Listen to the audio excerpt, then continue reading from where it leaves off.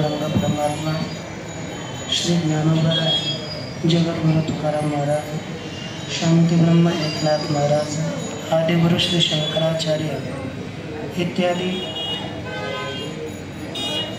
सर्व संतांच्या अलौकिक अहेतुकी अकारण करुणाशा कृपेने पुण्य सलीला श्री इंद्रायणी मातेच्या तटी विलसित या अलंकापुर क्षेत्रामध्ये आपण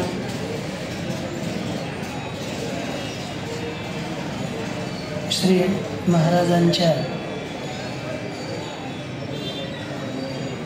या नियोजनामध्ये परमार्थाचे आपण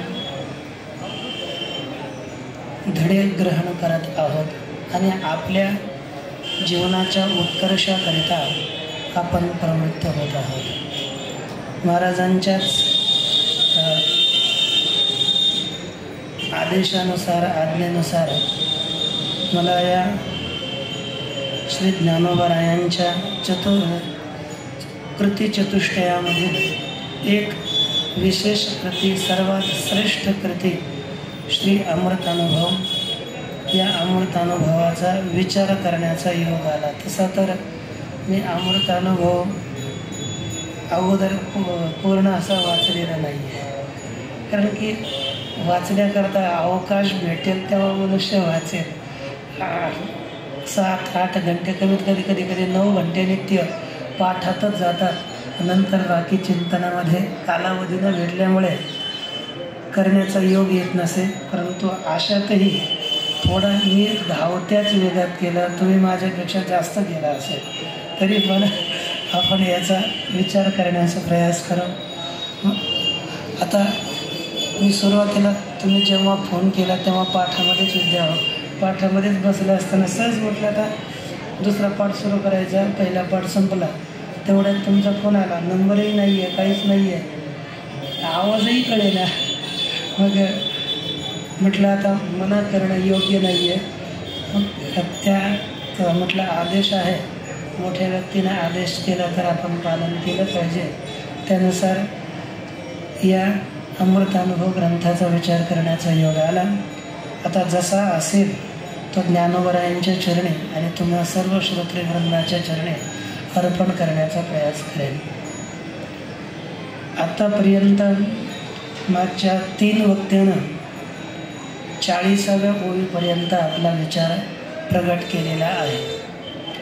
एक शास्त्राची प्रथा आहे, अध्यारोपापवादाभ्याम निष्प्रपंचोयम प्रपंचते शिष्यानां बोधसिद्ध्यर्थम तत्वज्ञ कल्पितः क्रमः। या श्लोकाच्या नुसार श्रेष्ठ तत्वज्ञानी पुरुषांनी अध्यारोप आणि अपवाद या न्यायाने आत्मस्वरूपाचं ज्ञान करून देण्याकरिता एक क्रमाची कल्पना केली। वस्तुतः अध्यारोप करण्याची आवश्यकताच नव्हती, परंतु तो केल्याशिवाय जे निर्गुण निराकार स्वरूप असणारं त्याचा बोध होऊ शकत नव्हता। जसं आपल्याला एखाद्या आकाशातील प्रतिपदेची चंद्राची कोर जर दाखवायची झाली तर ती कोर दाखविण्याकरिता झाड दाखविण्याची आवश्यकता नाही, म्हणजे झाड दाखवायचंच नाही आहे, ती कोरच दाखवायची आहे। परंतु साक्षात सांगितलं तर ती पहा चंद्राची कोर, तर ती लवकर लक्षात येत नाही। म्हणून आपल्याला या पाडव्याच्या चंद्ररेखेप्रमाणे त्या क्रमाने कधी झाड दाखवेल, नंतर एक त्याची फांदी दाखवत जाईल, या रीतीनं आपण ती कोर दाखवण्याचा प्रयास करतो। हे दुसऱ्याचं तात्पर्य नाही आहे। तसंच या ठिकाणी संसार सांगण्याचं कोणत्याच ग्रंथकाराचं तात्पर्य नसतं, परंतु त्या साक्षात निर्गुण निराकार परमात्म्याचा बोध करवून देता येत नाही। म्हणून या अध्यारोप अपवादाची एक सरणी शास्त्रकारांनी स्वीकारलेली आहे आणि त्याच सरणीचा आधार घेऊन श्री ज्ञानोबरायांनी प्रारंभापासूनच आपल्याला या अध्यारोपापवादाच्या प्रक्रियेचा प्रतिपादन आत्तापर्यंत केलेलं आहे। आणि आणखी 1, 2, 3 ओव्या या अध्यारोपामधल्याच ओव्या आहेत, नंतर त्यांचा अपवाद करत चालणार आहे. पहा, या ठिकाणी शिव आणि शक्ती यांचं ऐक्य प्रतिपादन करत असताना आपल्याला पुढची ओवी येते. जसं विशेषण आणि विशेषण यांचं ऐक्यच असतं, त्याच दृष्टीनं तेच दृष्टांत देऊन कधी विशेषणाचं विशेषाशी ऐक्य, कधी विशेषाचं विशेषणाशी ऐक्य, या उभय रीतीनं श्री ज्ञानोबरायण पुढच्या 2 ओवीमध्ये शिव आणि शक्ती यांची एकता प्रगट करून सांगतात. पहा, ओवी संख्या आहे 41. जैसी का समीरे सकट गती, का सोनया सकट कांती, तैसी शिवेशी शक्ती अवघीच जे. जैसी का, जैसे ज्याप्रमाणे, का किंवा पा, समीरे सकट गती हा पद आहे. ज्याप्रमाणे समीरे सकट, समीर शब्दाचा अर्थ आहे वायू, कारण की सम्यग ईरते गच्छति इति समीर, जो उत्तम रीतीने चालतो त्यास म्हणतात तो समीर. समीर अर्थात नित्य निरंतर चांगल्या प्रकारे त्याला कोणीही अडथळा केला तरी न थांबणारा आणि नित्य वाहत राहणारा तो वायू आहे. त्या समीर हा विशेष पदार्थ आहे आणि त्याच्यात राहणारी गती आणि त्याचा धर्म झाला म्हणून तो आपण विशेषण समजतो. तर या ठिकाणी वायूसहित गती जशी दोन्ही एकच आहे, तर या ठिकाणी वायू हा समीर हा विशेषतः आपल्याला इथे वायूसहित दिलं, पण वायूनं विशिष्ट गतीला केलं या ठिकाणी, म्हणजे विशेषण विशिष्ट विशेषणाला करवलं. म्हणून समीरे सकट ज्याप्रमाणे गती असावी, गती म्हणजे गमन, गमन धातूचं 3 स्त्रियांक 3 या सूत्रानं 3 प्रत्यय होऊन गती या शब्दाची सिद्धी होते, मकाराचा लोप होतो. आता सूत्र सांगत म्हटल्यानंतर ते दुसरंच व्हायचं की अनुदात्तोपदेशवरून त्याने अनुनासिक लोप झरिंगीत असे सूत्र येतात, मग त्यानं नकाराचा लोप होतो. परंतु ज्याप्रमाणे वायूसहित गती हे दोन्ही एकच आहेत, कारण की वायूला सोडून गती कधीच राहू शकत नाही आणि गतीला सोडून वायू कधीच राहू शकत नाही. म्हणजे वायूसहित गती जसे दोन्ही एक आहेत. किंवा सोनया सकट कांती, ज्याप्रमाणे सोनं आहे, सोनं हा विशेष पदार्थ आणि त्याच्यात राहणारे त्याची कांती, प्रभा, आभा हे विशेषण आहे.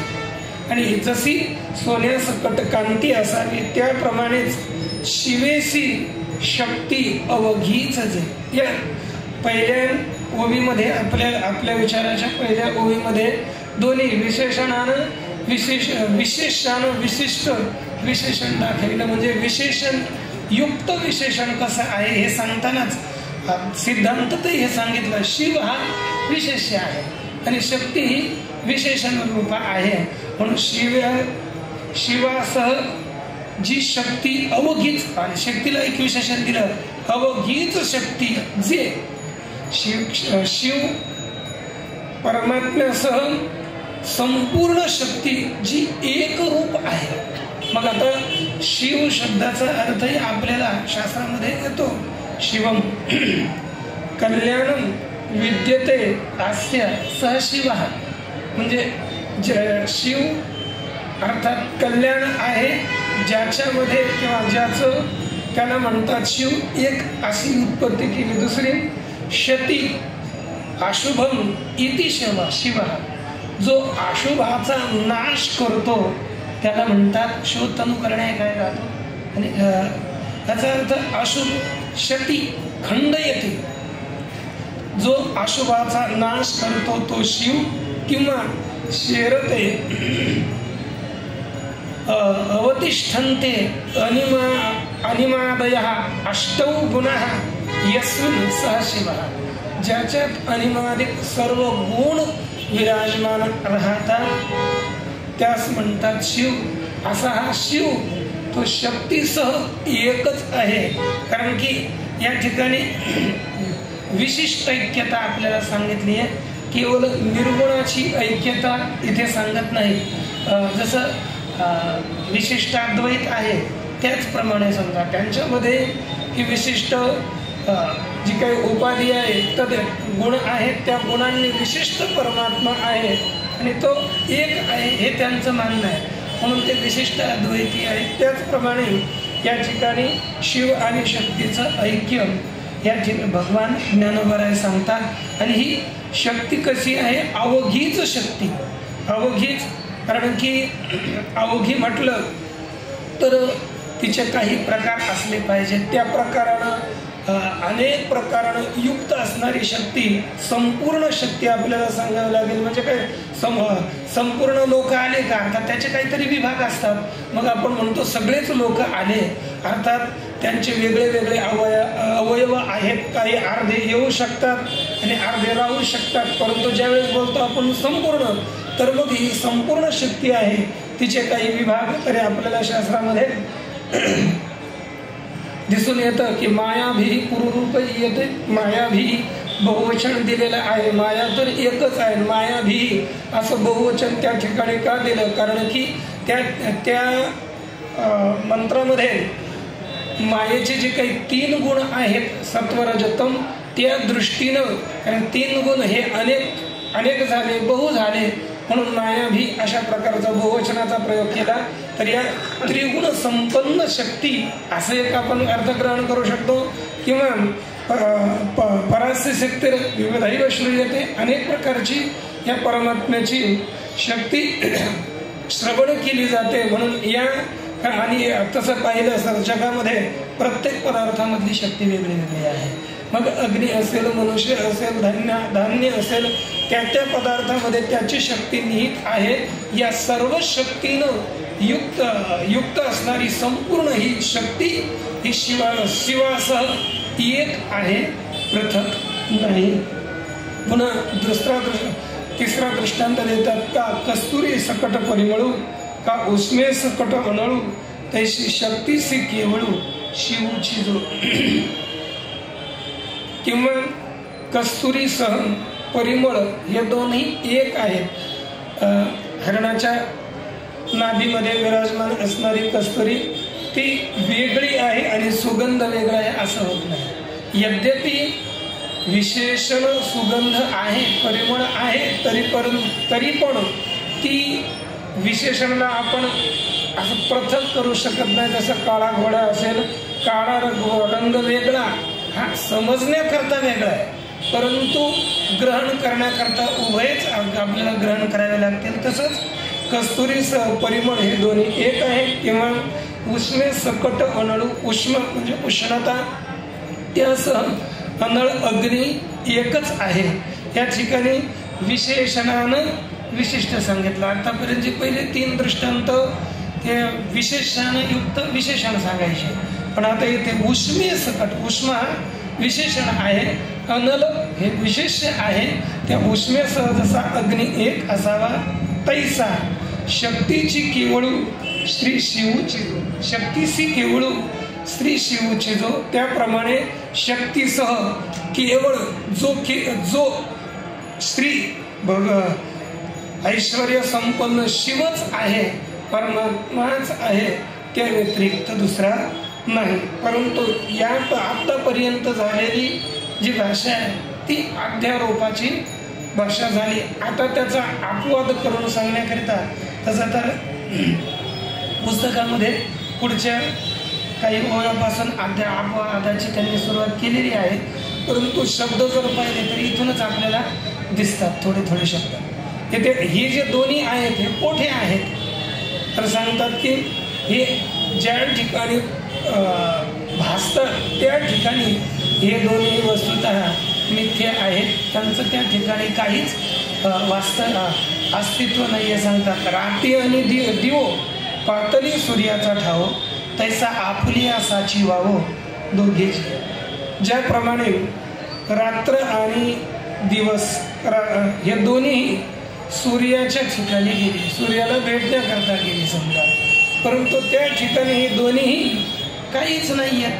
कारण की रात्र आणि दिवस हा सूर्याच्या जसं जे काही पृथ्वीचं मध्ये आड येणं त्याच्यामुळे जेव्हा आता दोन्ही कसे असेल आपल्या शास्त्रानुसार सूर्यच परिक्रमा करतो आणि जे काही विज्ञान असेल त्यानुसार सूर्यच फिरते. जसंही असेल तसं आपण आपल्या शास्त्रानुसार पाहूया सूर्यच या पृथ्वीची परिक्रमा करतो यानुसार चालू. मग पण तसं पाहिलं आपलं शास्त्रही तर्कानं सुद्धा सिद्ध होतं, पण आपल्याला सिद्ध न करता पुढे आपण पाहू. कारण की जर सूर्याची परिक्रमा आहे, सूर्यबस आड पृथ्वीचा अडथळा आला म्हणून दुसऱ्या बाजूनं आपल्याला अंधार दिसतो, परंतु हे दिवस आणि जो अंधार असेल तो साक्षात प्रकाशरूप सूर्याच्या ठिकाणी दिवसही नाही आणि रात्रही नाही, हे सापेक्ष आहेत. या पृथ्वीच्या उपाधीमुळे आपल्याला रात्री आणि दिवस हे प्रतीतीला येतात, परंतु सूर्याच्या ठिकाणी वसतात. कारण की रात्र आला तर दिवस म्हणता येईल सूर्याच्या ठिकाणी, आणि दिवस रात्रीशिवाय म्हणताच येत नाहीये, म्हणून दिवसही नाही सूर्याच्या ठिकाणी आणि रात्रही नाही. तर जसे ते सूर्याच्या ठिकाणी दोन्ही मिथ्ये आहेत, खोटे आहेत, तसंच तैसा आपुलिया साची वावो दोघीजी, त्याप्रमाणे आपल्या म्हणजे शिव आणि शक्ती यांचं खरं स्वरूप केवळ शुद्ध परमात्मा शुद्ध शिव आहे. त्या सत्य स्वरूपाच्या ठिकाणी हे दोन्हीही मिथ्या आहेत, वाव आहेत. मिथ्या आता मिथ्या इत्यादिकांचं लक्षण आपण पाहत नाही, तसे एवढंच सांगतं की स्वपाधव अत्यंताभाव प्रतियोगित्व, एवढंच एक लक्षात ठेवा. कारण की स्वउपाधी म्हणजे आपल्या अधिकरणाच्या ठिकाणी ज्यांचा जे अत्यंताभावाचे प्रतियोगी असतात त्यास म्हणतात, त्या पदार्थांना म्हणतात मिथ्या. म्हणजे जो पदार्थ जेथे वाचतो तेथेच त्याचा अत्यंत अभाव असतो तो पदार्थ मिथ्या समजला जातो. जसा रज्जू सर्प, रज्जूवर आपल्याला सर्पाची प्रतीती येते, परंतु त्याच ठिकाणी सर्पाचा आत्यंतिक अभाव असतो. त्रैकालिक अत्यंत अभाव आपल्याला प्रतीतिकाली सुद्धा त्याचा त्या ठिकाणी अत्यंत अभाव असतो, आणि त्या अत्यंत अभावाचा प्रतियोगी तो सर्प, म्हणून सर्पाला आपण मिथ्या म्हणतो. तसेच हे शिव आणि शक्ती दोन्हीही शुद्ध स्वरूपाच्या ठिकाणी आपल्याला प्रतीतीला येतात, परंतु स्वरूपाच्या ठिकाणी ते वस्तुतः त्यांचा पूर्णतः अत्यंत अभाव असल्यामुळे ते मिथ्या आहेत, हे आपल्याला सिद्ध होतं. आणि किंबहुना तिये प्रणवाक्षरी विरूढतिये दसेची ही वरिये शिवशक्ती. किंबहुना बहुना किम हा असा शब्द आहे, संस्कृत आहे बहुना, आणि किम हे अव्यय आहे. तर बहुना किम अर्थात बहुना कथनेन किम, फार सांगण्याने काय लाभ, फार बोलण्याचा काय लाभ, ते आपण अर्थ करतो. फार काय सांगावे, पण त्याचा शब्दचा किम कोर्थ किम प्रयोजनम हे 2-3 शब्द आले तर त्याच्याबरोबरच्या शब्दामध्ये तृतीय विभक्ती होते, म्हणून बहुना तृतीय विभक्ती आहे. तसेच तसं माऊलीने संस्कृत शब्द वापरला किम ह्या वे, आणि तो शब्द वेगळा आहे, पण इथं किम बहुना, बहुना किम, आणि अर्थात फार सांगण्याने काय लाभ, अर्थात काही जास्त सांगण्याचा लाभ नाही, थोडक्यात सांगून संपवतो म्हणतात. आता संपाय निघणार ना. मग तिये प्रणवाक्षरी विरूढतिये दसतिये शिवशक्ती प्रणवाक्षरी दसेची ही वरिये विरूढतिये. ती शिवशक्ती, ते दोघे शिव आणि शक्ती प्रणव अक्षरामध्ये दसेच्याही वरती वरिये विरूढतिये म्हणजे हे वाढतात. आता अर्थ एकाचा थोडा वरियेचा अर्थ सगळ्यांनी इथे पर्यंत केलाय त्याने, त्यानुसार आपण पाहू. परंतु शब्दशः आपल्याला अर्थ जे दिसतात ते 2 शिव आणि शक्ती या प्रणव अक्षरामध्ये दशेच्याही वरती वाढतात. मग आता म्हणजे दशेच्याही आता दशा आपल्याला पाहावं लागेल. प्रणव अक्षर हे आपण प्रणवामध्ये अ उ आणि म असे 3 आहेत. ही प्रणवा आपल्याला जे काही मांडूक्य उपनिषद आहे, मांडूक्य उपनिषदामध्ये याचा विचार करत असताना आपल्याला आकार उकार मकार अशा यांचे 3 मात्रा विभक्त करून नंतर त्याचा आकारादी मात्रांचा व्यष्टी जीवाशी ऐक्य करून पुन्हा त्यांचं समष्टी परमात्म्याशी ऐक्य केलं. तसं तिथे स्पष्ट नाही आहे, कारण की व्यष्टी आणि समष्टी करता एकच साक्षात शब्द प्रयोग करून ते पुढे लिहिले. थोड्या श्लोकामध्ये 12 श्लोकामध्येच त्यांचा विचार पूर्ण मांडूक्य उपनिषदाचा आहे. तर या ठिकाणी जीवाचं समष्टीशी ऐक्य, त्याचं पुन्हा आकार ओकार मकाराशी ऐक्य आणि त्याचा विलय जे काही अमात्र परमात्म स्वरूप आहे त्यामध्ये विलय करतात. परंतु ह्या प्रणव अक्षरामध्ये दशा ज्या काही या 2-3 अवस्था परमात्म्याच्या सांगितल्या त्याच्याही वरती ह्या वाढतात, म्हणजे ते स्थित राहतात. का बरं? कारण यांची वृद्धी त्यांच्याही वरती स्थित आहे. कारण की या अवस्था ज्या आपल्याला 3 दिल्या त्या 3 अवस्था याच दोघांपासून निर्माण झालेल्या आहेत. शेवटी कारण की शेवटी जी आता संधी आपल्याला येईल त्याची काय विराट, हिरण्यगर्भ आणि ईश्वर, हे ईश्वर अवस्था जी आहे ही विशिष्ट अवस्था आहे. मग ही शेवटची अवस्था ती अमात्र परमात्म्यामध्ये तिचा लय केला तर तिथून पुढे मग काही अवशिष्ट राहत नाही. परंतु म्हणजे आपण एक दुसरा अर्थ यांनी केला दशेपर्यंत त्या या अवस्थेपर्यंत ईश्वर अवस्थेपर्यंत यांची वृद्धी आहे, इथपर्यंत यांची मजल आहे. किंवा जर दशेच्याही वरीय घेतल्या तर आपल्या ज्या साधकाच्या जीवाच्या अवस्था आहेत विश्व, तैजस हे त्यांचे नावं झाले, त्यांच्या सुषुप्त्याधिक अवस्था झाल्या. परंतु विश्व, तेजस आणि प्राज्ञ या अवस्थेही वरती ही शिव आणि शक्ती आहेत. जर वरती अर्थ घेतला तर आपल्याला एवढं संकुचित करावं लागेल, आणि पर्यंत अर्थ घेतला तर ईश्वरापर्यंत या शिव आणि शक्ती. परंतु शिव आणि शक्ती हा शब्द भेदाचा शब्दाचा बस प्रयोग आहे. ईश्वरामध्ये उपाधी रूपानं शक्ती आहे आणि चैतन्य रूपानं शिव आहे, म्हणून तिथपर्यंत यांची वृद्धी आहे हे आपल्याला सांगितलं. आणि हे दोन्ही जे काही शिव आणि शक्ती आहेत यांचा अपवाद सांगताना पुढे बोलतात की हे असो नामरूपांचा भेदशिरा, गिळित एकार्थाचा उजिरा, नमोतया शिव ओहरा ज्ञानदेव म्हणे. हे असो, हे राहू द्या, परंतु नामरूपांचा भेदशिरा, गिळित एकार्थाचा उजिरा. आता तुम्ही चिंतन कसं केलं ते तुम्हाला ठाऊक असेल. मला जसं आठवलं पहा, म्हणजे शब्द मला चांगले वाटले. नामरूप यांचाच एक भेदात्मक शिरा आहे. जसा एखादा शिरा आपण बनवतो त्याच्याकरिता कमीत कमी साखर आणि गरा तरी लागतोच, तसंच नाम आणि रूप या दोघांना मिळून एक भेदात्मक एक पदार्थ शिऱ्यासारखा पदार्थ झाला.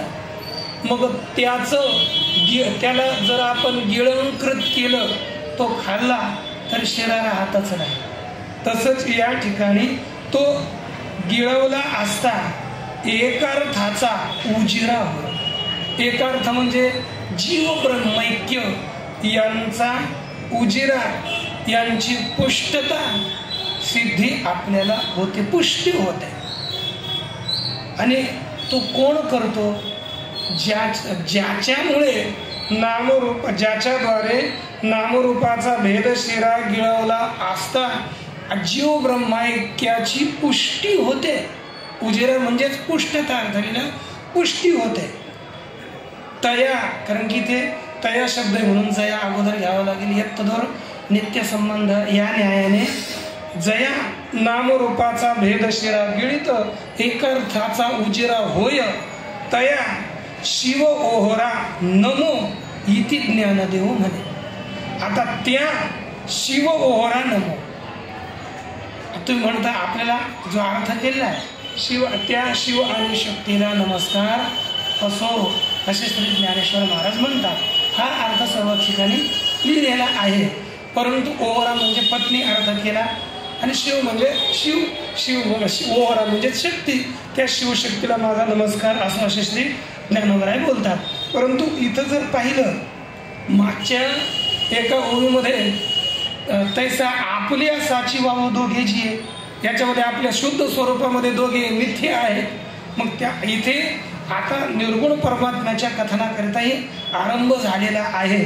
म्हणून आपण बस शिव एवढाच अर्थ घेणार आणि इथं तयाला एक जया तया एक वचन घेऊन ज्याने नामरूपांचा भेद शिरा गिळला असता ज्या निर्गुण परमात्म्याने नाम आणि रूप हे बाधित केलं असता एकार्थाचा उजेरा होय एकार्थाची पुष्टी होते. त्या तया शिव नमो त्या शिवाला माझा नमस्कार आहे. शुद्ध परमात्म्याला माझा नमस्कार आहे. मग ओहोरा काय करणार आता तर ओहोरा एक शब्द काय झाला सहज चिंतन करताना डॉक्टर बाबाशी फोन झाला. म्हटलं हे काय बाबा म्हटले की ओहोरा म्हणजे शक्ती. म्हटलं मला ते पटेना. मी सहज केला फोन मला पटेना म्हटलं कारण की इथे निर्गुण परमात्म्याच्या निरूपणाकरता आता आपोदाकरता निरूपण झालं आणि पुन्हा शिवशक्तीला नमस्कार करायचा मग योग्य वाटे ना. त्यांचा तर नमस्कार प्रथम केलाच आहे परंतु गिळंकृत करणं कोण गिळंकृत करतो शिवशक्ती तर सृष्टी करणारी आहे. त्यांना सुद्धा गिळंकृत करायचं आहे आपल्याला तेव्हा भेद पूर्णतः संपेल. मग म्हटलं की ओहोरा याचा अर्थ परमात्म्याशी संलग्न झाला पाहिजे. म्हणजे काय करणार म्हटलं एक कोश आहे त्याला आपण एकाक्षरी कोश म्हणतो. एकाक्षरी कोश आहे. त्या कोशामध्ये अचा अर्थ काय ईचा अर्थ काय तसं क्रमानं पाहत गेलं. म्हटलं वचा अर्थ काय तर त्याचा अर्थ लिहिला की मानसे वरुणे चैव वकार सांत्वन ही पिछ. वकाराचा अर्थ आहे मानस म्हणजे मन दुसरा वरुण आणि तिसरा सांत्वन. त्यापैकी आपण पहिला वचा अर्थ मानस ग्रहण करू शकतो. मग लिहिलं वम मानसम हरती इति ओ हर है ना. वम म्हणजे मन जो मनाचं हरण करतो त्याला म्हणतात ओहर आणि त्या ओहराला म्हणजे मनाचं हरण करणाऱ्या अशा शिव परमात्म्याला मी नमस्कार करतो. मग असा ओरचा अर्थ मन व म्हणजे मन आणि त्याचं हरण करणारा हा असं केलं अर्थ नाही केलं इथे अर्थ केला शिव नाही. ओहराचा अर्थ शिव तर शिवायच आहे. ओहरा म्हणजे पत्नी त्यांची त्याचा मन म्हणून ओहराचा आणि मी त्याचा अर्थ काय केला इथं शिवच ग्रहण करून ओहरा म्हणजेच मनाचं हरण करणारा. व म्हणजे मन आणि वह हरती इति ओ हरा आणि म्हणजे मनाचं हरण करणारा परमात्मा आहे. आणि तो या नामरूपांचा भेदशिरा गिळंकृत करतो म्हणून त्या परमात्म्याला माझा नमस्कार असो. आणि हा अर्थ घेण्याचं कारण काय एक पुढची ओवी आपल्याला पुढे दिसते. जयाच्या रूप निर्धारी गेली परे शिवई खरी सिंधुसी प्रलयनिरी गंगा जैसी. ज्या परमात्म्याच्या स्वरूपाचा निश्चय झाला असता ज्या परमात्म्याला आपण जाणलं असता परेशी वैखरी गेली परावानीसह वैखरी दूर निवृत्त झाली. जर आपण शिवशक्तीला जाणलं तर परेसह वैखरी जाईल की पता नाही. परंतु आपण साक्षात निर्गुण परमात्म्याचा साक्षात्कार झाला रे झाला तर परावाणीसह वैखरी सगळ्या वाण्या निवृत्त होतात. म्हणूनही मागच्या ओहोरा या पदानं साक्षात निर्गुण निराकार परमात्मा आपण ग्रहण करू शकतो. सिंधुसी प्रलय निरी गंगा जैसी. ज्याप्रमाणे गंगा ही प्रलयरूपी सागरामध्ये समुद्रासह लीन होते, कारण की प्रलय काळामध्ये पाणी इतकं भरतं की आकाशापर्यंत ब्रह्मलोकापर्यंत पाणीच पाणी. तर मग समुद्रासह गंगा कुठे राहणार आहे? इथे सुद्धा पाणी आणि सर्वकडे पाणीच पाणी. ज्याप्रमाणे प्रलयाच्या पाण्यामध्ये गंगेसह समुद्र जसा लीन होतो, त्याप्रमाणे ज्याच्या स्वरूपाचा निर्णय झाला असता परावाणीसह वैखरीवाणीही दूर होते. जया दोघांच्या आलिंगनी विरोनी गेली दोन्ही, अवघ्याची रजनी दिठीची जे. जया दोघांच्या आलिंगनी, ज्या शिव आणि शक्ती या दोघांचं आलिंगन झालं असता हे दोघही विरून गेले, लीन झाले. आघव्याची रजनी दिठीची जी. ज्याप्रमाणे सूर्योदय होताच संपूर्णच रजनी रात्र जशी निवृत्त होते, तसंच ज्याच्या आलिंगनामध्ये हे दोन्हीही विरून गेले. तर आलिंगन शब्दाचा अर्थ का? आलिंगन फार प्रकारचे आहे. या दोघांचं आलिंगन कोणत्या प्रकारचं आहे? म्हणजे विरून जातात दोघंही. हे आलिंगन कोणतं आहे पहा. एक आहे आमोदितालिंगन, दुसरं मुदितालिंगन, तिसरं प्रेमालिंगन, चौथं आनंदालिंगन, पाचवं आहे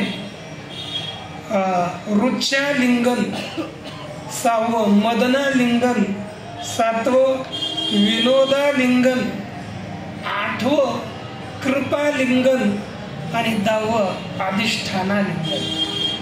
आपण आलिंगन घडे मोक्ष सायुज्यता जोडे या श्लोकामध्ये जे आलिंगन अभंगामध्ये जे आपल्याला आलिंगन येतं ते कृपालिंगन आहे. परंतु या ठिकाणी जे आलिंगन आहे हे अधिष्ठानालिंगन आहे. या दोघांचं अधिष्ठान परमात्म्याशी आलिंगन झालं असता दोघही विरून जातात है ना. दोघही ते अधिष्ठानाशी तद्रूप होतात. ज्याप्रमाणे आपल्याला दृष्टांत देऊन समजावून सांगतात की वायू चळवळीशी जिराला व्योमाची कुशी, आटला प्रळय प्रकाशी सप्रगभानो. ज्याप्रमाणे वायू हा चळवळ म्हणजे हालचाल, गती, तो त्यासह आकाशाच्या कुशीमध्ये लीन होऊन जातो. कारण की वायूचे तसे अनेक 7 भेद मी सहज आता यात पाहिले, कारण की मी वाचले होते पण म्हटलं श्लोक ऐकून तसं आपण केल्या नाही आहे, तो पहावा. तर एक तर श्लोक पहा, त्याचे प्रकार आपल्याला सांगितले की आवह प्रवहश्चैव विवहश्च समीरणः परावह संवहश्च उद्वहश्च महाबलः. या वायूचे असे काही प्रकार आपल्याला सांगितले गेले की पहिला आवह वायू आहे. अभिमुख्येन वहती ती आवह, आपल्या समोरासमोर जो वायू वाहतो तो आवह या शब्दाने सांगितला. तसाच प्रवह जो प्रकृष्ट रीतीने वाहतो तो प्रवह आहे. विवह विरुद्ध वाहतो तो विवह. अशा प्रकारच्या वायूच्या वाहण्याच्या गतीच्या भेदानं एकाच वायूला 7 नावं शास्त्रामध्ये आपल्याला दिसतात. तो तसा वायू आपल्या चळवळ म्हणजे हालचाल चलनवलनात्मक जी क्रिया त्यासह तो आकाशाच्या कुशीमध्ये जसा जिरून जावा किंवा प्रलय प्रकाशामध्ये प्रभेस सूर्य जसा विलीन व्हावा, आटला जावा, त्याच्यातच लीन व्हावा, त्याचप्रमाणे तेली निहाळिता याते गेले पाहणे नसी पाहते पुढती घरवते वरवते वंदिली की. त्याप्रमाणे ययाते निहाळिता म्हणजे ज्या परमात्म्याचा साक्षात्कार झाला असता पाहणे नसी पाहते गेले. पाहणे म्हणजे दर्शन, दर्शनासह दृष्टा सुद्धा पाहणे नसी पाहते पाहणारा सुद्धा लीन झाला. म्हणजे या ठिकाणी या उपलक्षणानं त्रिपुटीचा बाध झाला, त्रिपुटी निवृत्त झाली. द्रष्टा, दर्शन आणि दृष्टी, दृश्य या तिघांचाही बाध झाला. आणि पुढे ती घरवते वरवते वंदिली ती. आणि पुन्हा घरवते वरवते या ठिकाणी आता घर आणि वर दोन्ही ठिकाणी मी त्याला वंदन केलं, त्या परमात्म्याला वंदन केलं. घर म्हणजे कोण? हृदय. या हृदयरूपी घरातही त्यास मी वंदन केले. आणि वरवते या हृदयाच्या बाहेर सगळ्या जगातही त्यास मी वंदन केलं. म्हणजे अंतःकरणात परमात्म्याचा साक्षात्कार होऊन या सगळ्या विश्वालाच मी परमात्मा रूप समजलं. आणि है ना, म्हणजे घरवते वरवते सगळ्याच ठिकाणी त्यास मी वंदन केलं असा अर्थ केला पुस्तकामध्ये. घरात म्हणजे जगात आणि वरात म्हणजे शुद्ध शिवात, त्या दोघाही ठिकाणी त्या शिव आणि शक्तीला मी वंदन केले. जगातही शिवशक्ती पाहिली आणि परमात्मा स्वरूपातही शिवशक्तीलाच पाहून अधिष्ठान रूप समजून त्या ठिकाणीही मी त्या दोघांना वंदन केलं असं श्री ज्ञानोबराय बोलतात. जयांच्या वाहनी वेदकू वेद्याचे पाणी न पिये पण सांडणी अंगाचीही करी. जयांचे आता इथं जयाच्या असाही एकवचनी पाठ घेऊन त्याचा अर्थ होतो वेगळा आणि जयांच्याचा अर्थ वेगळा होईल. ज्याच्या ओघामध्ये, ज्याच्या प्रवाहामध्ये, ज्या आत्मस्वरूपाच्या प्रवाहात वेदकू वेद्याचे पाणी न पिये. वेदकू म्हणजे जाणणारा जीवात्मा, वेद्य अर्थात विषय, विषयरूपी जलाचं प्राशन करत नाही, परंतु अंगाचीही सांडणी करी. अंग म्हणजे आपलं स्वरूप, तो जीवात्मा आपलं स्वरूप सुद्धा सोडून देतो. म्हणजे मी एक जीव आहे अशा प्रकारचा अभिमानात्मक जे आपलं जीवाचं स्वरूप आहे त्याचा स्वतःच्या स्वरूपाचा त्याग त्या परमात्मा स्वरूपामध्ये करतो आणि परमात्मा रूपच होतो. म्हणजे स्वतःच काही अस्तित्व न राहता तो त्याच्यामध्ये विलीन होऊन जातो असा हा परमात्मा आहे. म्हणजे ज्या परमात्मा स्वरूपामध्ये स्वतःचं स्वरूप सोडून देतो. कारण की जीव हा विशिष्ट आहे. आपण करतो लक्षण त्याचं की अधिष्ठान चैतन्यम यदिष्ठानम अविद्याचैव तथा पुनः अविद्यास्थाच किंवा मायास्था अविद्यास्थाच छाय तत्संघो जीव उच्यते. अधिष्ठान चैतन्य, अविद्या, माया आणि त्यात पडलेल्या चैतन्याचं प्रतिबिंब हे तीन मिळून जीव आहेत. परंतु ज्या आत्मस्वरूपाच्या प्रवाहामध्ये तो विषयरूपी पाण्याचं सेवन करत नाही आणि त्या प्रवाहामध्ये स्वतःचं अंगही ढकलून देतो. आणि जसं आपण एखाद्या नदीत उडी मारावी, मग एखादा चांगला पोहणारा त्यातलं पाणी पित नाही, त्या प्रवाहामध्ये उडी मारून देऊन त्याच्यामध्ये पोहून तरंगत राहतो समजा.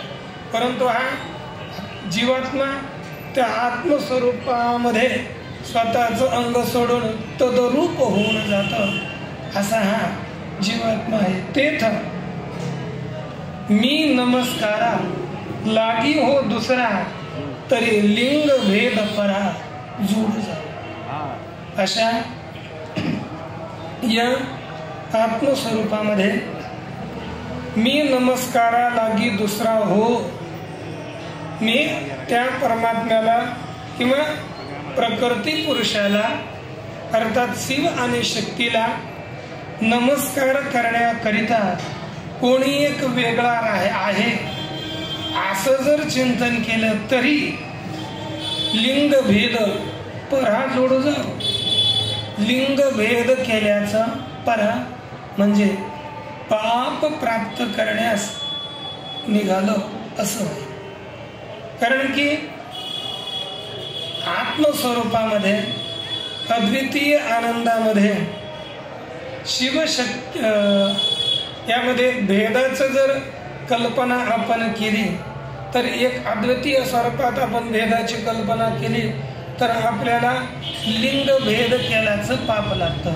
आता एक पाव आपण लिंग शब्दाचा अर्थ आहे लिंगते गम्यते इति लिंगम तत्वम आत्मस्वरूप. लिंगते म्हणजे गम्यते ज्ञायते जाणलं जातं. ज्याला जाणलं जातं त्यालाच म्हणतात लिंग. आत्मस्वरूप तो आत्मस्वरूपाचा भेद केल्याचा त्या भेद पाहिल्याचा पाप आपल्याला लागतो.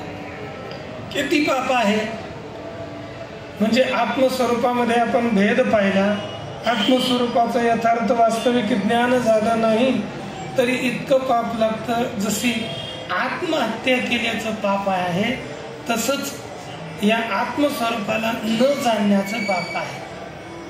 कारण की जो स्वस्वरूपात जाणत नाहीये, शास्त्र आपल्याला सांगतं यचेद वेदी दद सत्यमस्ती नचेदे हा वेदेल महती विनष्टी.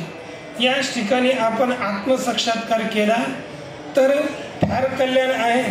जर आत्मसाक्षात्कार नाही केला तर महती विनष्टी फार मोठा नाश होतो. म्हणजेच आत्महत्याचं पाप लागतं. तसंच आपण मी नमस्कारा करता वेगळं आहे भिन्न आहे असं समजून जर आपण नमस्कार केला तर समजा त्या नमस्कारामध्ये उच्च लिंगाचा भेद स्वस्वरूपाचा भेद केल्याचं पाप आपल्याला लागेल हे लक्षात ठेवलं पाहिजे. तिथे अर्थ लिहितात म्हणजे शिवलिंगाची प्रतिमा भंग केल्याचं पाप आपल्याला लागेल असा एक अर्थ लिहिला. परी सोने नसी दुजे नवती लेणे सोना भजे हे नमन करणे माझे तैसे आहे. परंतु सोने नसी दुजे परी लेणे सोने नसी दुजे नवतू सोना भजे माझे हे नमन तैसे आहे. नमन करणे तैसे आहे. एक लक्षात ठेवा. ज्याप्रमाणे लेणे सोने नसी दुजे नव्हतं. लेणे म्हणजे अलंकार. सोने नसी सोन्यापासून दुजे नव्हतो दुसरे वेगळे नव्हते. अलंकारापासून सोने कधी वेगळं होतं का? कधीच नाही. अलंकारापासून जसं सोनं वेगळं राहत नव्हतं नाहीच आहे तरी पण सोना भजे कोण तसं अलंकार काय करतो? सोन्याचंच भजन करतो. म्हणजे सोन्याशीच एकरूप असतो. तो जरी अलंकार वेगळा वाटत असला परंतु तो सोन्यापासून वेगळा नाही. तो सोन्याशीच एकरूप असतो. सोन्याशीच संलग्न राहतो. त्याचप्रमाणे तसे माझे हे नमन करणे आहे. तसं माझं हे नमन करणं आहे. म्हणजे आभेदानं जसा अलंकार सोन्याशी आभेदानं वंदन करतो तसाच माऊली बोलतात मी या शिव आणि शक्तीशी किंवा निर्गुण निराकार अशा परमात्म्याशी अभेदानं वंदन करतो. भेदानं वंदन करत नाही.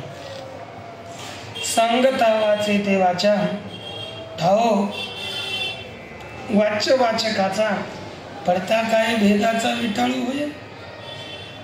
वाचे ते वाचा सांगता वाच्य वाचकता ठाव. पडता भेदाचा विटाळू होय काय हा नव्हे झाला.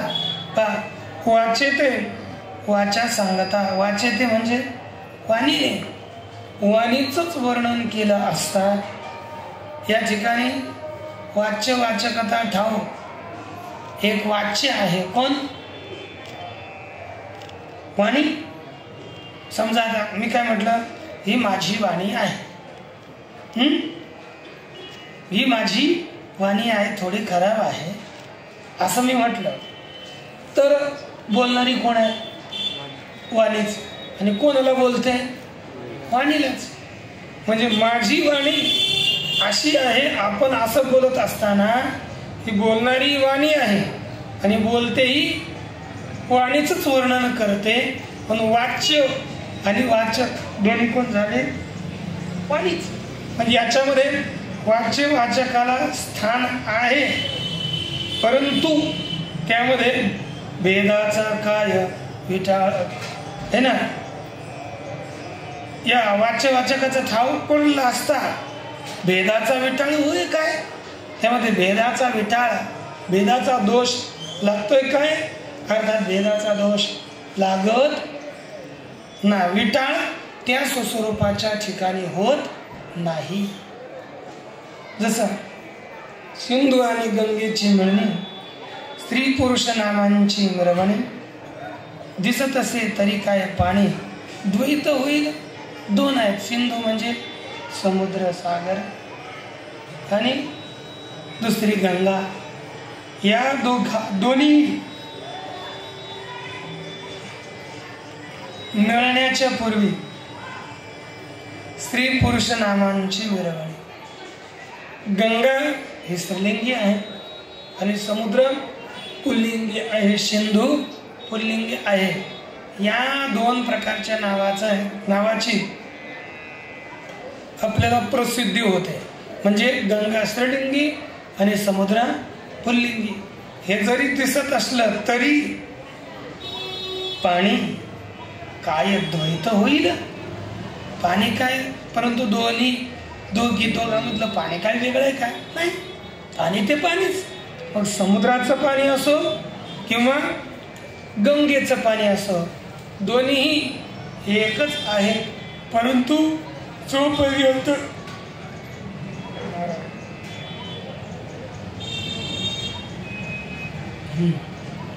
समुद्रामध्ये गंगा जाऊन मिळत नव्हती तोपर्यंत यांच्यामध्ये आपला स्त्री पुरुष भाव दिसत होता. त्याचप्रमाणे ही प्रकृती आणि पुरुष म्हणजे शिव आणि शक्ती तोपर्यंतच वेगळी होती जोपर्यंत परमात्मा शुद्ध स्वरूपाशी एकरूप होत नाही तोपर्यंत. पाहे पहा भाष्य भासकथा आपला ठाई धाविता एकपण काय सविता मुळीत असे सांगतात की पहा ऐका भाष्य आणि भासकथा हे आपल्या स्वतःच्याच ठिकाणी दाखवले असता सविता एकपणा मोडे काय. सविताचं एकपणा नष्ट होतो का नाही. समजा सूर्याला प्रकाशित करण्याकरता कोण कारण आहे अगा सूर्योदय झाली सूर्यच पाहावा धनंजय हे की नाही. सूर्याला जाणण्याकरता सूर्यच हेतू आहे. मग सूर्याला प्रकाशित करणाराही सूर्य आणि सूर्याला प्रकाशही सूर्यच. प्रकाश करणारा सूर्यच आहे आणि प्रकाशित होणाराही सूर्यच आहे. तरी आपल्या सूर्य स्वतःच्या ठिकाणी भाष्य म्हणजे प्रकाशता आणि प्रकाशकता हे दोन्ही एक ठिकाणी सांगत असताना त्या सूर्याचा एकपणे काय सविता मोडीत असे आणि भास्य भासकता हे वेगळं आहे, एक भासक आहे आणि एक भास्य आहे. हे सांगत असताना सूर्याकडून काय एकपणाचा नाश होतो का? अर्थात एकपणाचा नाश होत नाही.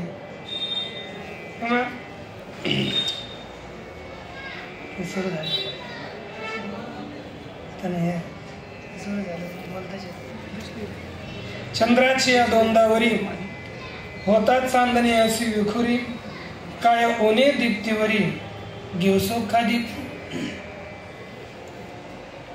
चंद्राची या दोंदावरी चांदण्याची विखुरी होता. चंद्राच्या पोटावर देहावर चांदणे हे पसरले असतात. काय म्हणजे त्याच्यामध्ये काय ओणेपणा येतो का? अर्थात काही ओणेपणा येत नाही. तसंच काय ओणे दीप्तीवरी घेवसो का दीपू. जर दिव्यावर प्रभाव पसरली असता काय त्या दिव्यात उणेपणा येतो का? अर्थात येत नाही. उलट त्याच्यामुळे त्याची शोभा अधिक वाढते. तसंच आहे या किंवा मोतियांचे कीळ होय मोतियावरी पांघोळ आगळे निर्माळ्या रूपा एके. किंवा ज्याप्रमाणे मोती आहे, मोत्यावर मोत्याची प्रभा आहे, त्या मोत्याच्या प्रभेने मोत्यास झाकलं तर म्हणजे मोतियाची कीड म्हणजे मोत्याची प्रभा मोतियावरी पांगळू होय मोत्यावरच स्थिर झाली असता. कारण मोत्याची प्रभा मोत्यावरच राहणार ना, तर मोत्याची प्रभा मोत्यावर स्थिर झाली असता की आगळे निर्मळ रूप आहे ती आणखीन अधिक वेगळ्याच रूपाला स्वरूपाला प्राप्त होते. त्यानं त्याच्यामध्ये काही उणीव, त्या मोत्यामध्ये काही न्यूनता, उणेपणा मोत्याच्या प्रभेने येत नाही. मात्रांची यात्रेपुटिया प्रणव काय केला चिरटिया की नकार तिरे घटिया भेद बघा काय. मात्रांच्या त्रिपुटिया प्रणव काय चिटरिया केला. मात्रा अकार उकार मकार अशा या तीन मात्रांच्या त्या तीन आपण चिरटीच म्हणतो तुकडे चिरटीच्या कपडा फाडला का चिरगुटे जे काही आकार उकार मकार या तीन चिरट्या केल्या आपण चिरवड केले तर यानं ओंकारामध्ये काही भेद झाला का? तर नाही. या तीन मात्रा मिळूनच जसा एक ओंकार होतो तसंच या ठिकाणी किंवा पुढे सिद्धांत सांगतील की नकार ती रे घटिया भेदवला काय. किंवा नकार हे आपण मूर्धन्य नकार येतो त्याला कशा पूर्वी तरी एकच असायच्या अशा एक. आता असा आपण गोल येतो सध्याला तरी 1 2 3 तीनच एक अशी रे गोल मारली, एक वरून मारली, गाडी मारली समजा किंवा बरोबर अशा 3 मारल्या, एक थोडा खालून गोल करवलं की 3 रेघा मिळून एक नकार झाला. तर की नकार 3 रे घटिया नकार त्या 3 रेघाने भिन्न झाला का? नाही. उलट त्या 3 रेघा होत्या म्हणूनच तो जसा नकार व्हावा. त्याचप्रमाणे प्रकृती पुरुष हे जरी वेगळे वेगळे दिसत असले परंतु त्यानं काही कोणत्या प्रकारचा भेद सिद्ध होत नाही. कारण हे उलट त्याचं ते वैभव आहे. नकार 3 रेघा असणं हे त्याचं वैभव किंवा मोतियांवरती कीळ असणं हे त्याचं वैभव आहे. तसंच चंद्राच्या पोटावर चांदण्या विखुरणं हे त्याचं उलट वैभव आहे. त्याच्यामध्ये त्याच्यात कोणत्याही प्रकारचा भेद त्यामध्ये प्रगट होत नाही. तसंच अहो ऐक्याचे मुदल न ढळे आणि साजेरेपणाचा लाभ मिळे, तरी स्वतरंगाची मुकळे तुरंबू का पाणी.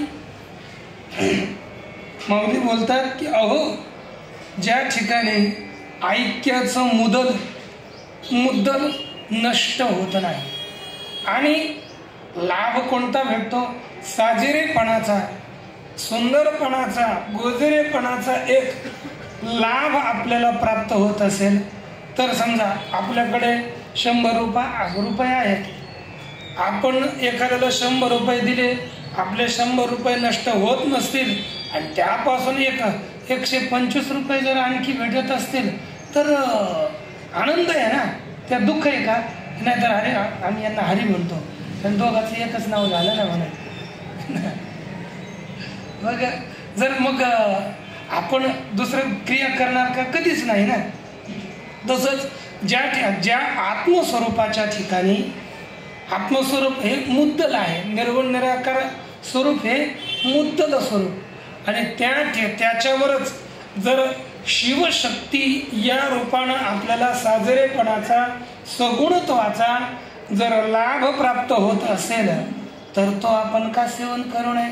म्हणजे आपण सेवन केलं पाहिजे. हे जे काही प्रश्न आपल्याला करतात, अन्य सांप्रदायिक आहेत, तुमचं तर निर्गुण निराकार ब्रह्म आहे, मग त्यामध्ये तुम्ही तुमच्यात भक्ती कशी होते, हे जर आमचं वैशिष्ट्य आम्ही त्यांना सांगतो. तुम्ही जर भक्ती करता, तुम्हाला केवळ विशिष्टच स्वीकारावं लागतं, आणि काही जे निर्गुणाच्या मागे जातात त्यांना केवळ निर्गुणातच चालतात, ते भक्तीच्या मागेच लागत नाही. तुम्ही भेद पाहता, परंतु आमच्या संप्रदायात सांगतो की आमचं तसं नाही आहे. आमचे ज्ञानोबराय आम्हाला सांगतात, कारण की हे जशी देव देऊळ परिवारू कोरणुकीचे डोंगरू ती एक ओवी आहे, आणि तशीच आपल्याला ही एक ओवी आहे त्यांना उत्तर देण्याकरता. कारण की जसं ऐक्याचं आमचं मुद्दल स्वस्वरूप आमचं नष्टच होत नाहीये, आणि आम्हाला साजरेपणाचा जर लाभ मिळत असेल तर आम्ही कल्पित द्वैत स्वीकार करून भक्ती का करू नये? उलट जो वास्तविक स्वरूपाला जाणेल तर त्याची प्रवृत्ती, कारण की त्याला वास्तविक परमात्म्याचं स्वरूप कळलं तर माझा परमात्मा असा आहे. पण आपण काय होतं ना, त्या उपाधी वगैरे याच्या जास्त झंझाटात पडतो, सगळं सोडून देतो. साधना केल्याशिवाय आपल्याला वास्तविक तत्वाची प्राप्ती होणं कधीही असंभवच आहे. कारण की आपल्याला वास्तविक ज्ञान हे आपल्या सामर्थ्याच्या अपेक्षेनं, ते भगवंताच्या कृपेनं झालेलं ज्ञान हे आपल्याला जास्त फलदायी ठरतं. आणि जर आपण, कारण की आपले सामर्थ्य तेवढं नाही ना, आपण बोलू कितीही शास्त्रानुसार, आपली बुद्धी किती तीव्र असेल परंतु तितकी तर नसेल जितकी ईश्वराची आहे, तितकी कधीच नसणार ना. म्हणून त्यांच्या कृपेनं झालेलं ज्ञान हे आपल्याला अंतिम स्थितीपर्यंत घेऊन जाऊ शकतं. आणि आपल्या बुद्धीनं झालेलं ज्ञान हे आपल्या बुद्धीपुरतं असतं, शेवटी दगा देऊ शकतं. आणि असे भरपूर जण आपल्याला दिसलेले आहेत, दिसतातही. केवळ बुद्धीच्या कौशल्यावर नाही, बुद्धी तर असलीच पाहिजे, परंतु भगवंताची, त्याला भगवंताच्या कृपेनं युक्त जर बुद्धी असली तर ती साफल्यापर्यंत जाऊ शकते. म्हणून आपण भगवंताची आराधना अवश्य केली पाहिजे. आमच्याकडे पहा, सध्या आम्हाला पहिल्यापासून आनंद आहे. मी अद्वैत सिद्धी असतील, अष्टाध्याय काही असेल, ग्रंथ शिकलो असेल, परंतु भक्तीचा तो स्वरूप जातच नाही. आता आमच्याकडे पहिले विठ्ठल असायचे, मी बाहेर गेल्यावर ते बोलायचे की आप इतले बडे विठ्ठल रखते हो, आपले पहिले होतेच एवढे. तर हाँ स्वामी जी, मेरे पास तो पहले से आपने आज देखे 2-3 साल हो गए. आणि इथं आल्यानंतर तर आता तुम्हीच या दर्शनाला आहे ना, कारण की पांडुरंग आमचे असे सुंदर आहेत, तुम्ही कुठे पाहिलेच नसतील. 3 फुटाचे पांडुरंग परमात्मा आहेत आणि एवढे सुंदर दिसतात की पाहिलं की कोणी आल्यानंतर बोलतं की हो पंढरपूरचेच पांडुरंग परमात्मा आहेत. तुम्ही यंत्रात पाहू शकता नंतर, एवढे सुंदर आहे. तिथं बसलं की मी असं पाहतच राहतो. आणि तिथं गेलं खरंच असं त्यांच्याकडे पाहावंसं वाटतं. एवढे गोजरवाण्या स्वरूप आहे आणि ते 3 फुटाचे. मी स्वतः पूजेला करतात, मी दुसऱ्या करता नाही, पण फार आम्ही आनंद घेतो. हे स्वतरंगाची मुकळे तुरुंबका पाणी, म्हणजे जसं पाणी आहे तर पाण्यावरच तरंग निर्माण झाले, मग ते तरंगाचाच आनंद त्या पाण्यानं का त्याच्यावरच लाटानं वर उड्या मारत त्या पाण्यानेच आनंद का घेऊ नये. जसं आपण बोलतो पाणी कसं हसतंय पहा, पाणी कसं किलकिल करतं.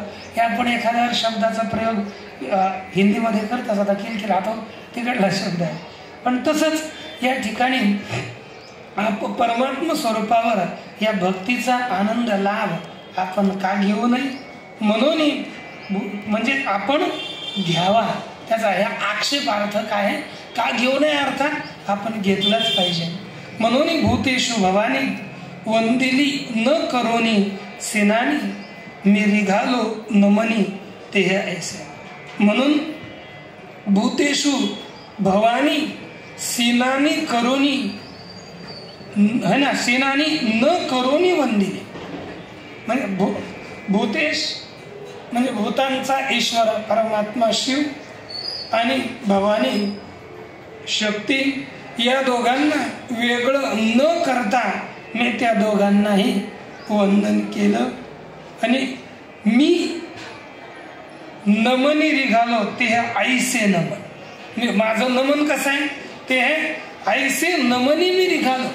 मी दुसऱ्या भेदाच्या नमनाकरता मी निघालो नाही, मी या आभेदाच्या नमनाकरता मी निघालो.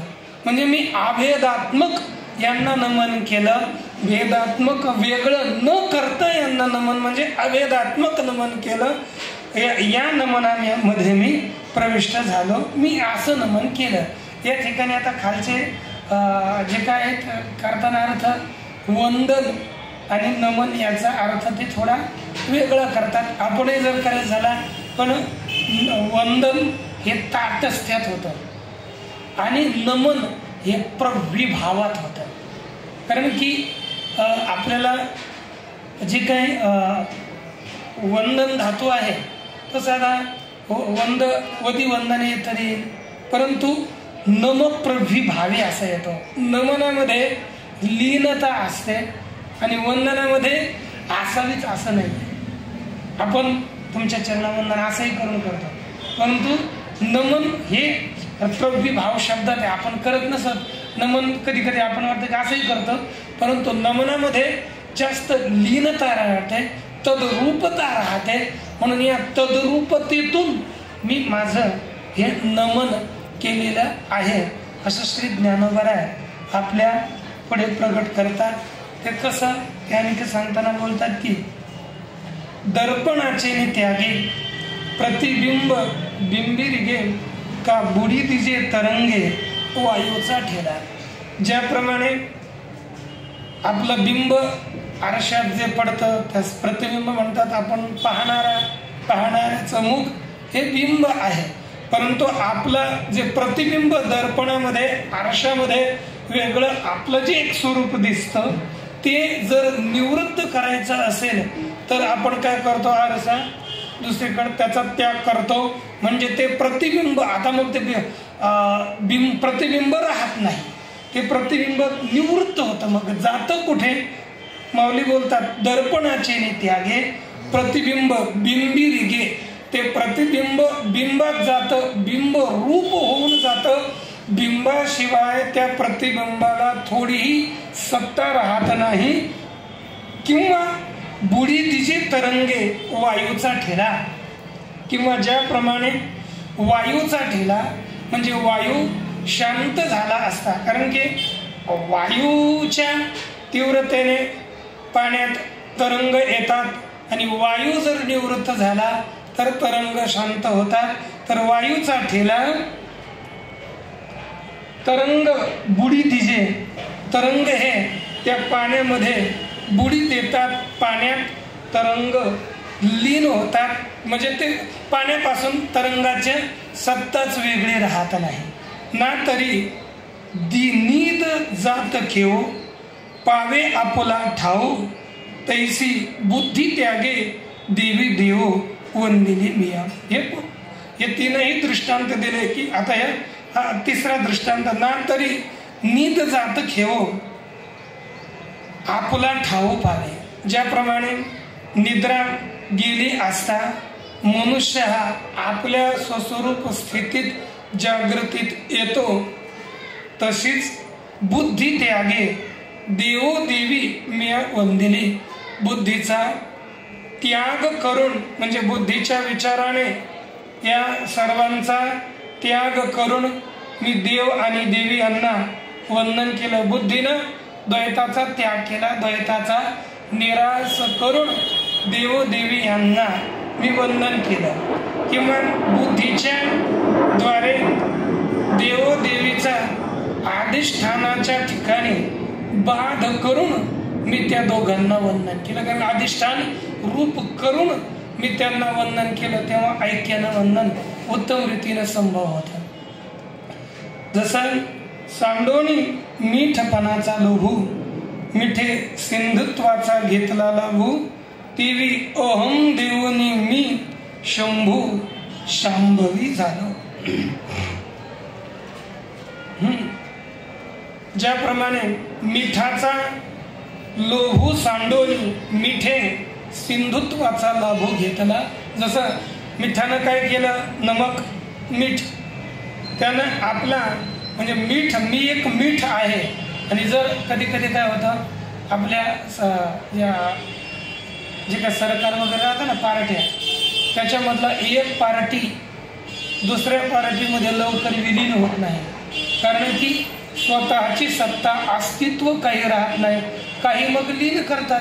तसंच आपला जे मीठ आहे त्याला वाटलं की नाही मी जर पाण्यात गेलो समुद्रात गेलो तर माझं अस्तित्वच राहणार नाही.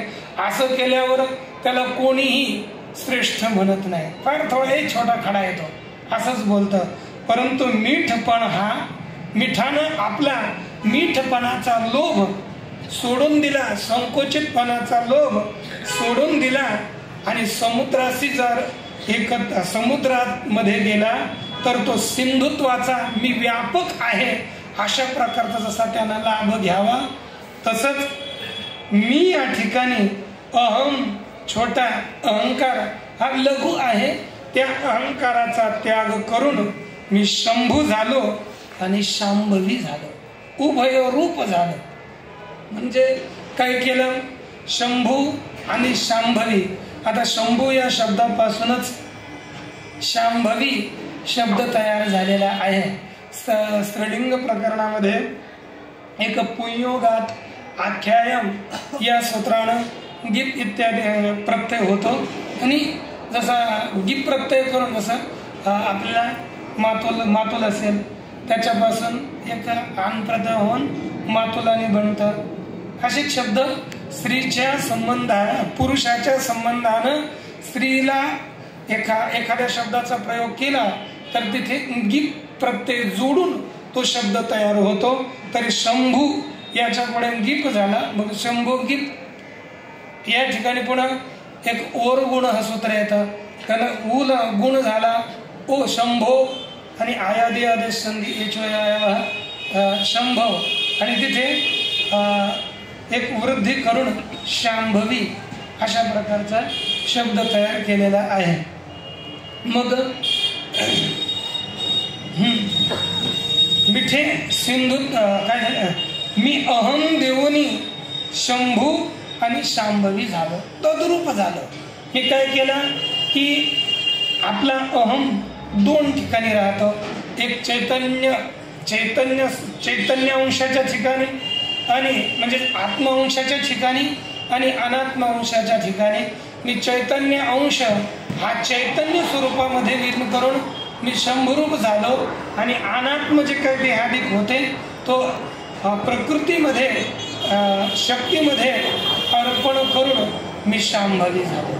म्हणजे हे तिकडं सोडून दिलं आणि चैतन्य स्वरूप जे काही आत्माच्या ठिकाणी असणारा अहम तो सुस्वरूपाच्या ठिकाणी चैतन्याच्या ठिकाणी अर्पण केला. पण दोघं अंश या दोघांच्या ठिकाणी अर्पण करून मी उभय रूप झालो. आणि जर अधिष्ठानाच्या ठिकाणी मी शंभू शांभवी झालो, हे जर आपण आणि शंभू आणि शांभवी रूप झालो. आणि शंभू शांभवी वस्तुता दोन्ही हे अधिष्ठान रूप आहेत, हे आपण पहिलं सिद्ध हे झालंच, सिद्ध केलंच.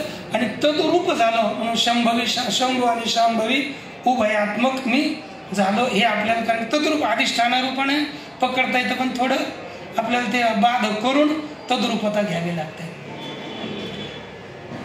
या प्रकारे शिवशक्ती समावेशे नमन केले मैं ऐसे रंभ गर्भ आकाशे रिगाला जैसा. असे शिवशक्ती, शिव आणि शक्ती या दोघांमध्ये प्रवेश करून मी नमन केलेले आहे. जसं रंभ गर्भ म्हणजे केळीचा खोट, तो आकाशामध्ये प्रविष्ट झाला. आता आकाशामध्ये केळीचा खोट आकाशामध्ये प्रविष्ट झाला म्हणजे केळीला आणि कांदा दोन्ही एकच राहतो बा. केळीचे एक एक जर आपण ती साल काढत राहिली, एकाचा त्याला आपण काय म्हणतो छिलका की टरफल घेऊ, त्याचं एक आपण ते काढत राहिलो तर हळूहळू त्या सगळ्या त्या टरफलाचा निराश होऊन तो जो खूट आहे केवळ काहीच राहत नाही, आकाशच शिल्लक राहतं. तसंच या ठिकाणी एका यांचा निराश केला असता शिव असेल, शिव आणि शक्ती ही वस्तुतः अधिष्ठानामध्ये आपण लीन केले असता काहीच अवशिष्ट राहत नाही. असे शिवशक्ती अधिष्ठान रूपात राहतात आणि तद्रूपानं मी त्यांना नमन केलेला आहे. असा श्री ज्ञानोबरायांच्या शब्दाचा अर्थ सरळ आपण पाहण्याचा प्रयास केला. आणि तसा विचार करता करता आपले 10:30 वाजले. म्हणून थोडा ते कधी एका तुम्ही इथे नव्हते, आता संपलंच आहे, 2च मिनिट सांगतो. कधी ते आलिंगन मी तुमच्याकरता जाणून लिहून आणले होते. ते आलिंगनाचे 9 प्रकार आहेत पहा. आपण अभंगामध्ये आता मी कधीच कुठे ऐकले नाहीत म्हणून कीर्तनात म्हणून सांगतो पहा. आमोदितालिंगन, मुदितालिंगन, प्रेमालिंगन, आनंदालिंगन, वृक्षालिंगन, मदनालिंगन, विनोदालिंगन, कृपालिंगन आणि अधिष्ठानालिंगन. इथं आपण जे काही आलिंगन घडे मोक्ष सायुज्यता जोडे, तिथं कृपालिंगनानं तो लाभ होतो आपल्याला. आणि इथे जे काही पुढे आपल्याला आलिंगन दिलं की या दोघांचं जया दोघांच्या आलिंगनी विरोनी गेली दोन्ही, हे जे आलिंगन आहे अधिष्ठानालिंगन. म्हणजे या ज्या दोघांचं आलिंगन झालं असतं हे दोघंही विरून जातात. आपण आता आपल्याला लगेच लक्षात येतं या दोघांचंच आलिंगन, पण या दोघांचा अधिष्ठानाशी आलिंगन झाला असता हे दोघंही विरून जातात. म्हणजे दोघं तद्रूप होऊन जातात. म्हणून या अशा प्रकारचं आलिंगन एक आपण ग्रहण करू शकतो. आणि अधिष्ठानाशी आपण साधक जेव्हा आत्मस्वरूपाला जाणतो आणि त्याचं परमात्म्याशी आलिंगन होतं ते अधिष्ठान आलिंगन आहे. आणि आपल्याला संत वाङ्मयात जे आलिंगन येतं ते कृपालिंगन होतं. हे असे आलिंगनाचे प्रकार वगैरे आहेत. आता वायूचे काही प्रकार आहेत, असे भरपूर आहेत, पण सगळे काय मला काय सांगणं संभव नव्हतं म्हणून सरळ सांगण्याचा प्रयास केला.